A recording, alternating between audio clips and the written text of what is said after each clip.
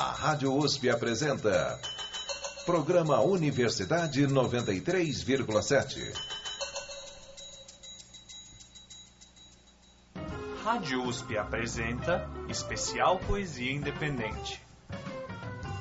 Bom dia, ouvintes da Rádio USP. Meu nome é Ana Luísa Moraes. E eu sou Júlio Viana. Fique ligado no programa de hoje, porque o assunto é bem especial. Vamos falar sobre poesia independente. E para ajudar a gente com esse assunto, estamos aqui com dois convidados. Emerson Alcalde, ator, poeta, produtor, gestor. Foi coordenador da Casa de Cultura do Itaim Paulista, idealizador do Slam da Guilhermina, vice-campeão do mundo de Slam em 2014 e autor dos livros A Massa e O Vendedor de Travesseiros. Emerson, obrigada por estar aqui com a gente hoje. Eu agradeço. Bom dia a todos e a todas. E também estamos aqui com o Roberto Zular, professor do Departamento de Teoria Literária e Literatura Comparada na Faculdade de Filosofia, Letras e Ciências Humanas da USP. Ele é autor dos livros Criação em Processo, Ensaios de Crítica Genética, 2 ao Cubo, Alguma Poesia Francesa Contemporânea e Escrever sobre Escrever, uma introdução crítica à crítica genética. Atualmente, pesquisa a relação entre corpo e escrita, e um outro modo de pensar as noções de historicidade e ritmo. Roberto, obrigado pela presença hoje. Obrigado a vocês. Então, para começar, você já ouviu falar do Slam? As batalhas de poesia falada têm se espalhado pelo país, mas os slams, como são conhecidos, têm um papel cultural que vai além da competição. Saiba mais sobre esse movimento na reportagem de Luísa Magalhães. É com você, Luísa. Poesia Slam. Este texto não é um texto. Esse texto é um parto.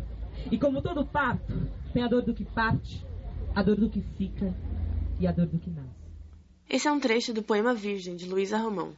O poema faz parte de um movimento que tem crescido bastante nos últimos anos, os slams. Os slams são campeonatos de poesia falada que surgiram na década de 80 em Chicago, nos Estados Unidos. No Brasil, o primeiro slam foi o Zona Autônoma da Palavra, criado por Roberto Estrela Dalva em 2008.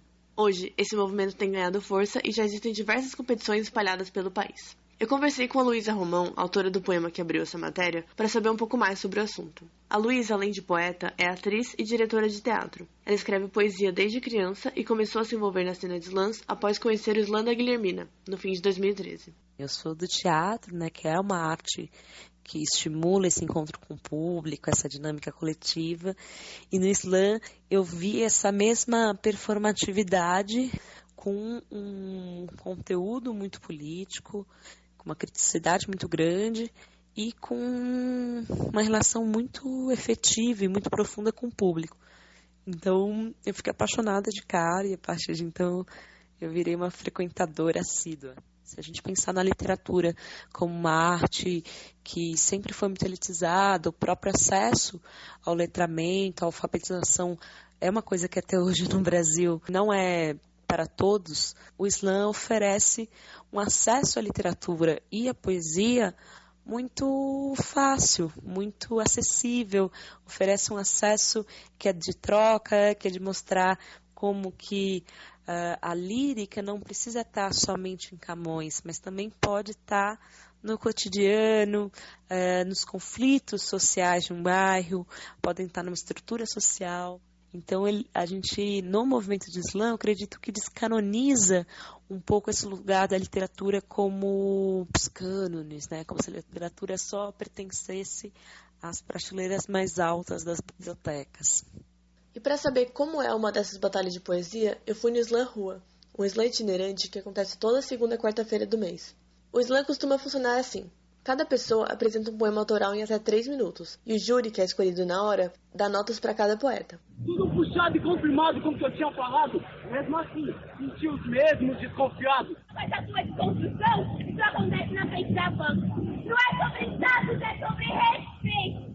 Eu busco a paz, eu entendo Mandela, mas eu não vou pagar pau pra loira nenhuma só porque eu sou neguinho e moro na viela. E para fechar, eu conversei com Edson Lima, que é poeta e um dos criadores do coletivo Slam Rua. Do ano passado para cá, dobrou o número de slams. Eu acho que o que mais importa aí, eu acho que é essa troca. Eu acho que a partir do momento que a gente se coloca para fazer a poesia, para se deslocar com isso, a gente já transforma. Muitos poetas começaram dessa forma, ouvindo, olhando, se inspirando. Eu quero escrever um livro. eu não sei, não consigo recitar uma poesia decorada, estou começando a escrever. Então isso é muito importante, né? E essa rede está crescendo muito, né? Eu organizo um sarau em São Miguel Paulista, que é o Sarau Urucu. Ele é um sarau que ele acontece onde eu morava, na rua onde eu morava, e lá ele é tomado por crianças. Então eu não precisei bater na porta das crianças e falar, a gente vai falar de poesia, não. A poesia está aqui, a gente vai trocar essa ideia. Se você curtir, é essa a ideia. Você vai começar a escrever? Legal. Se você começar a recitar, muito legal, né? Você vai levar isso para frente? Muito legal, mais ainda. Mas contra todos os tipos da sua violência, nosso registro é resistência. Emerson, por que você acha que o slam está crescendo tão rapidamente, faz tanto sucesso? Pela atualidade que ele traz, né? Então são geralmente jovens que falam para pessoas na rua, e isso foi o que trouxe cada vez mais gente, né? O slam, qualquer pessoa pode participar, né? Então a pessoa se sente mais à vontade a ir nesse lugar, tanto para assistir quanto para se posicionar, né? Você já deve saber que há muito tempo a poesia chegou às ruas, indo além das bibliotecas, livrarias e do teatro. Muitos artistas vivem de disseminar a poesia pelas ruas de São Paulo e pelos ouvidos de quem quiser parar e ouvir. É o que você vai saber agora com o repórter Guilherme Caetano. Poesia de rua.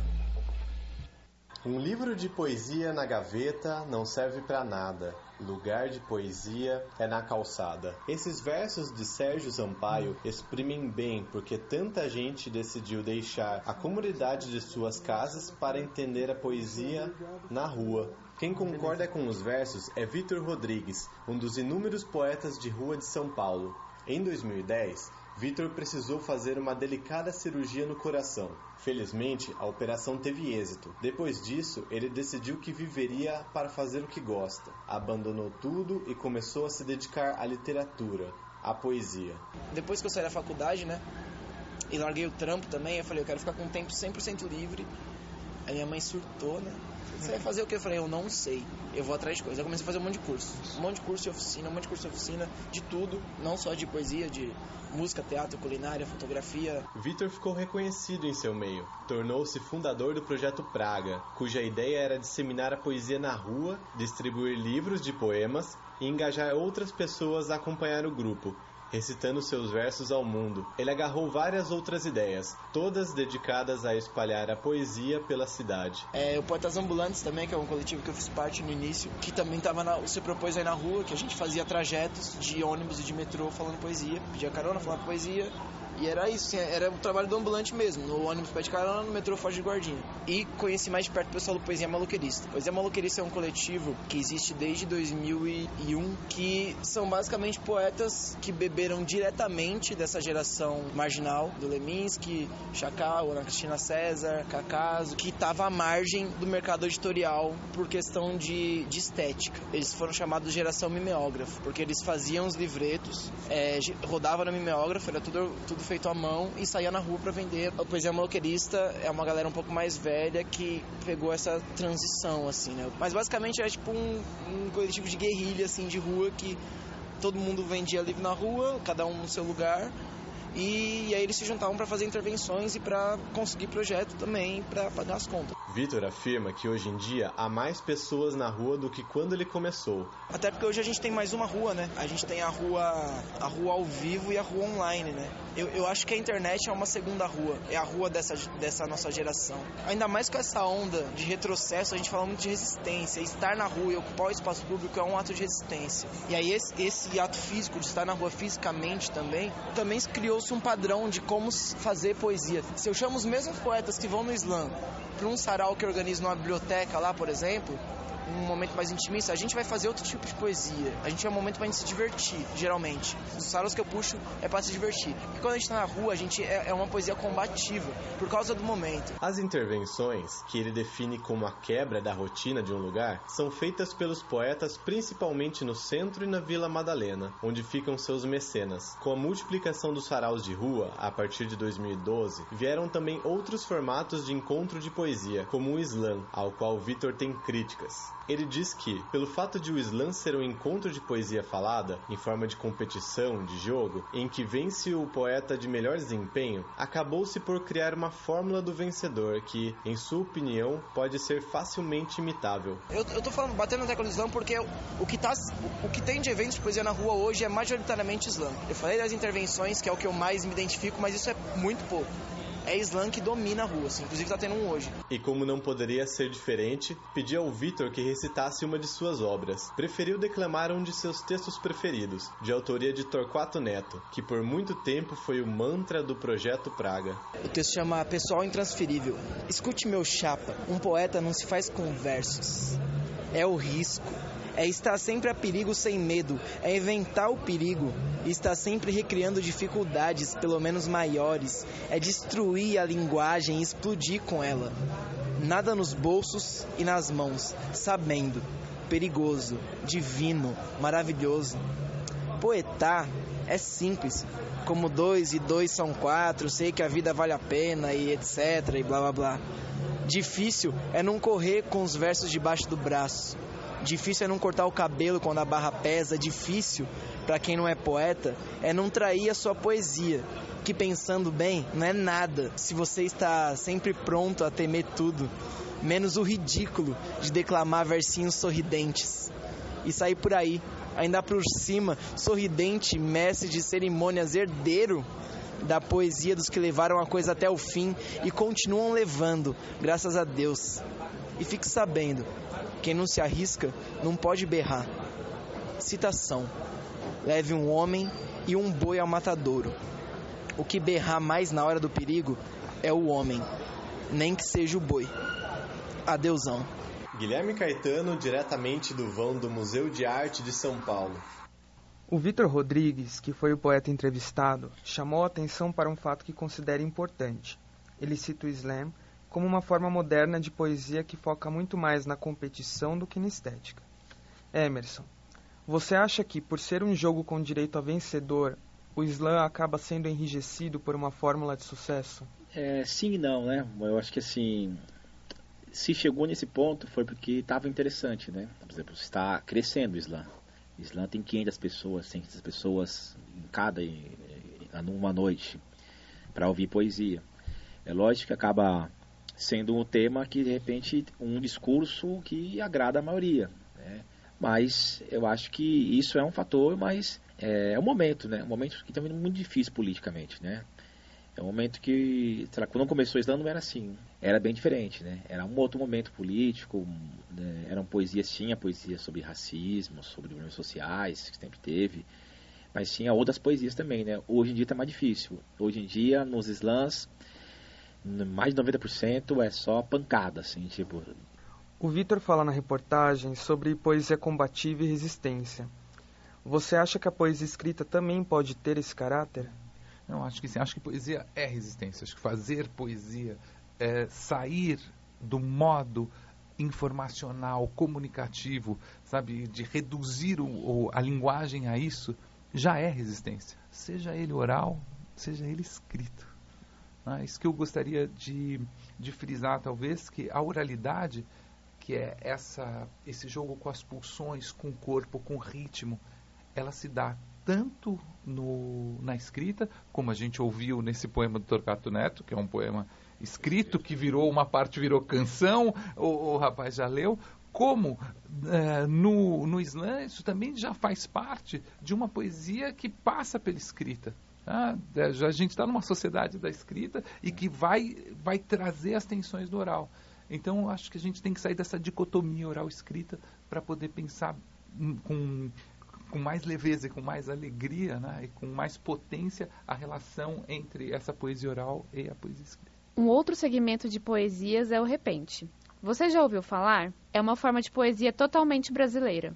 Com origem no Nordeste do país, onde tem mais força, as rimas são feitas de improviso e em ritmo cantado pelos repentistas acompanhados de violas. A nossa repórter, Marília Fuller, conversou com especialistas e repentistas para entender um pouco mais sobre a história dessa arte e sua cena na cidade de São Paulo. Repente.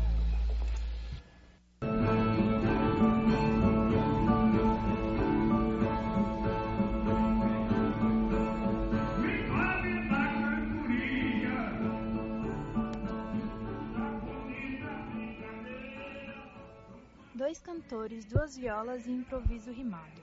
Assim é o repente, poesia ritmada, improvisada, especialmente forte no Nordeste brasileiro. Também conhecido como cantoria, o repente tem origem no século XIX, na Paraíba. A fórmula é a seguinte: o público sugere um tema e os 2 repentistas, acompanhados de suas violas, se alternam improvisando as rimas.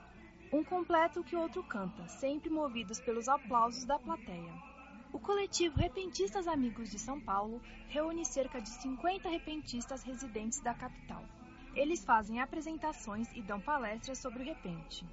Edmo Fernandes de Oliveira, cearense conhecido no meio como Adão, foi um dos precursores do coletivo. Eu vim para São Paulo em 1976. Eu cheguei em São Paulo dia 13 de março de 1976. Desde 2002, eu deixei a profissão de eletrotécnico operacional, me dediquei exclusivamente à viola, à cultura e ao improviso. O repentista, o cantador repentista, o poeta, ele é de nascença, ele vem no sangue. É uma das coisas que ele faz parte da nossa vida como o ar que nós respiramos. A cantoria de improviso, ela é de criatividade própria, né? E os estilos são criados por cada um dos cantadores. Ele vai e modifica, ele vê um trabalho, às vezes uma frase, um acontecimento ali, ele pega aquele acontecimento, aborda e passa na sua mente e ele produz. Existem 59 estilos diferentes de repente conhecidos e registrados. Um deles é a cestilha. São 6 versos, sendo que o segundo, o quarto e o sexto rimam. Segundo Adão, o repente ainda é uma arte que sofre com bastante preconceito. O coletivo encontra muita dificuldade para divulgar seu trabalho.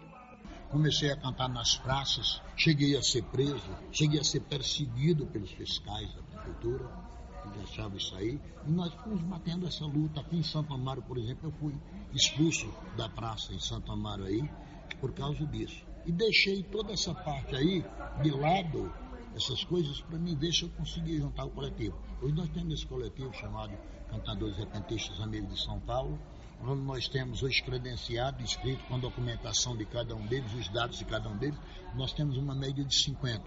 Só que eu acho pouco, porque em São Paulo talvez nós temos hoje, morando em São Paulo, de 350 a 400 cantadores. E não houve isso aí.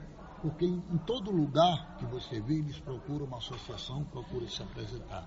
Aqui, as associações que tem, elas têm uma em São Paulo, por exemplo, mas pouca gente conhece e sabe até disso aí. Porque para nós termos uma associação, você tem que fazer com que ela sobreviva. Então, meu propósito, a cultura enriquece com a outra. O rock nos traz grandeza, traz riqueza, o rap, a música popular, a música erudita, tudo ele vai trazer algo para nos enriquecer. Como também dentro deles, do grupo deles, eles podem ter algo da nossa cultura para enriquecê-los também. No repente se fala sobre amor, política, sertão. O embalo da viola nordestina e a descontração dos repentistas popularizam a poesia e a tornam mais brasileira e universal. Marília Fuller, para a Rádio USP.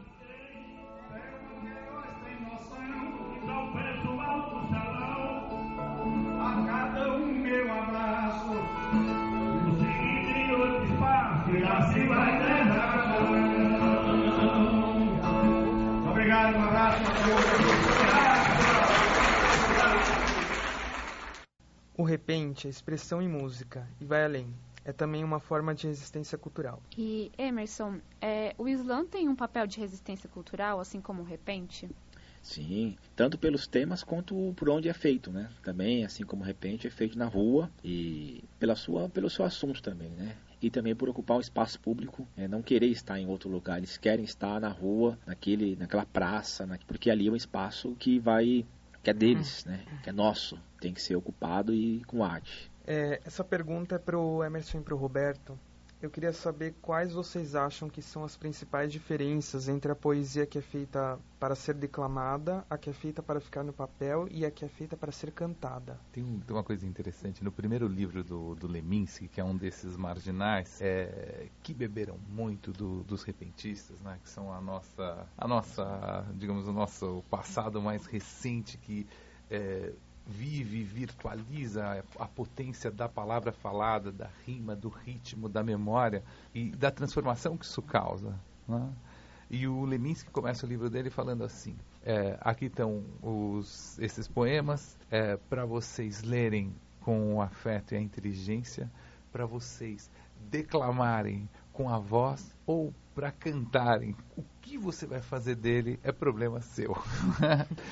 Evidentemente que cada um dos horizontes de expectativa de você fazer um texto mais para ser lido, um texto para ser cantado, óbvio que esse horizonte de expectativa, ele muda a prática compositiva, né? E ele vai mudar, claro, as formas de recepção. Mas o que a gente não pode digamos assim, criar uma classificação fechada e sim aproveitar a possibilidade de trânsito, né? E de retroalimentação que existe entre essas três formas de existência da poesia. O que pode ser aproveitado, né, disso se eu escrevo pensando em alguma coisa, né, no caso a pessoa que escreve, né, vou escrever uma letra, né, então ela já pensa em alguma melodia, porém isso pode ser recitado. Se você não escreve uma poesia só para ficar escrita e alguém vai lá e faz uma música com ela, você não tem um controle, né? Como o Leminski, mesmo ele já foi lido, já foi musicado. O Itamar Assunção tem várias músicas dele e que, sei lá, você imaginou. Algumas acho que ele escreveu, outras não, né? E esse trânsito eu acho fantástico, né? Como vimos hoje, a poesia pode ser tudo. Vem nas mais variadas formas e serve aos mais diferentes propósitos. É por isso que fomos atrás da poesia preferida de cada um. A repórter Isadora Witt foi até a Avenida Paulista para perguntar quais são as poesias preferidas das pessoas. Fala, Isa. O povo fala.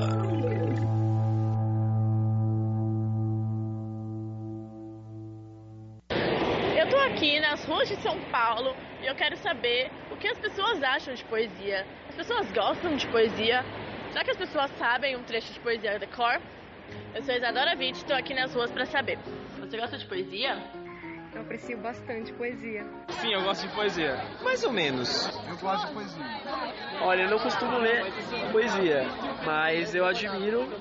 Eu gostaria de dizer que eu não sou muito fã de poesia, mas eu acho que na verdade isso foi um trauma de infância, porque eu fui imposta a gostar e entender o que era poesia, e na real que eu não entendia a princípio o que era poesia, então eu peguei bode. E é basicamente por isso que eu não gosto de poesia. Eu gosto de poesia. E você tem na cabeça o seu poema favorito ou algum poema que você saiba de cor? Meu poema preferido, dentro de muitos que eu gosto, seria Mar Português, do Fernando Pessoa, porque tem a citação da minha vida nele. E é mais ou menos assim, ó. Se valeu a pena, tudo vale a pena quando a alma não é pequena. Para passar além do bojador, é preciso passar além da dor. Deus ao mar e o perigo, o abismo ao céu. Então, eu sei um chamado Rápido e Rasteiro do Chacal, um poeta. Então, ele é bem simples, ele tem acho que umas 3 estrofes, que são mais ou menos assim. Vai ter uma festa, ele é exatamente isso. Vai ter uma festa em que eu vou dançar até o sapato pedir para parar. Aí eu paro, tiro o sapato e danço pelo resto da vida. É esse poema, é bem curtinho. Eu não sei nenhum de cor. Eu tenho uma poesia minha que posso restar? Claro. Chuva. Eu gosto da chuva. Ela é a melhor amiga da solidão. Mas cuidado, que ela vai te mostrar que não há quem segure tua mão enquanto você busca por paixão, nesse mundo sem razão. E eu vou pelo sol, onde eu esqueço o anzol que prende todo o amor que existe. Fim. Ismália Alfonso Guimarães. Quando Ismália enlouqueceu, pôs-se na torre a sonhar. Viu uma lua no céu, viu outra no mar. No sonho em que se perdeu, pôs-se na torre a sonhar. Seu corpo subiu, sua alma subiu ao céu, seu corpo desceu ao mar. Tá tudo errado, mas eu só lembro dessas partes. Triste de quem vive em casa, contente com seu lar, sem que um sonho, um erguer de asa, torne até mais rubra a brasa da lareira abandonar. Triste quem é feliz, que vive a vida porque é dura. Nada na alma lhe diz mais que a lição da raiz, ter por vida a sepultura. Era sobre era se some no tempo em que eras vem, ser descontente a ser homem, que as forças cegas se domem pela visão que a alma tem. Isso é Fernando Pessoa.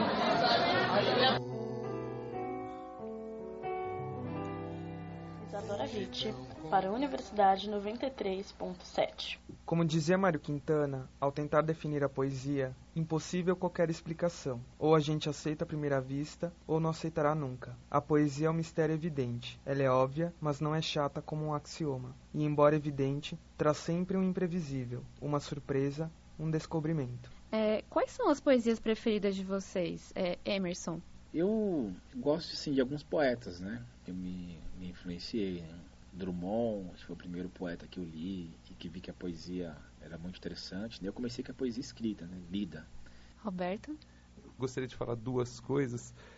Um poema do Cacaso, tem uma hora que ele entra num processo crítico, ele diz assim: não há na violência que a linguagem imita algo da violência propriamente dita. Ele começa a colocar em questão, né, um pouco esse movimento, e que me lembrou agora, você falou do Mário Quintana, quando ele diz assim: estes homens que atravancam o meu caminho, eles passarão, eu passarinho. Emerson, você pode falar alguma poesia autoral sua? Sim. True, tá. Eu vendia travesseiros. E foi vendendo travesseiros que eu conheci ela. Morava na travessa. Atravessava o riozinho com tração das pernas. 300 era o número de sua casa. Tranquila, vila, tinha uns travessos que vezes ou outras traquinavam com os meus travesseiros. E quais são as considerações finais que vocês têm sobre o conteúdo que a gente apresentou aqui hoje? Emerson. Gostei muito do programa. Eu acho que vocês abordaram de uma maneira aí que eu fiquei bem surpreso, né? Minhas considerações são essas e quero agradecer. E a cena de slam está aí, para quem não conhece, busque saber, né? Na internet, com certeza tem algum lugar perto de onde você mora, tem slam espalhados aí pela cidade toda e também no Brasil, né? Fica aí o convite a todos e a todas. Roberto? Eu queria também parabenizar vocês, a oportunidade de estar aqui, conhecer o Emerson, né? E essa proximidade que vocês tentaram fazer, né? Acho que é isso que nós precisamos, é para isso que a universidade existe, né? E então eu fico muito grato. Então a gente queria agradecer novamente a vocês dois por estarem aqui com a gente hoje. Então, muito obrigada. Esse programa foi realizado com produção de Daniel Quanti e Laura Riemenstein, reportagens de Guilherme Caetano, Luísa Magalhães, Isadora Vitti e Marília Fuller, roteiro e locução de Analisa Moraes e Júlio Viana, e coordenação de Isadora Vitti. Vale lembrar que esse programa está disponível no site usp.br/cje/radiojornalismo. Até mais. Até mais e obrigado pela audiência. Você ouviu o especial Poesia Independente da Rádio USP. Obrigado. A Rádio USP apresentou Programa Universidade 93,7.